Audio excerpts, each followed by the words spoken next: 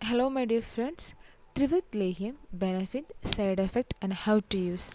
Trivrit Lehyam is an effective Ayurvedic medicine for constipation.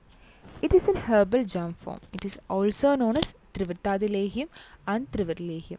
It is mainly used in Ayurvedic Panchakarma treatment called Virechana. It helps to relieve constipation. This is a first-rate purgative with no bad taste. It is good for heart. It is used in Ayurvedic Panchakarma treatment called Virechana.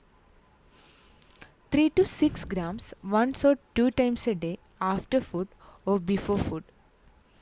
It is administered along with honey, milk, or warm water. Its dosage varies from person to person based on strength of digestive system.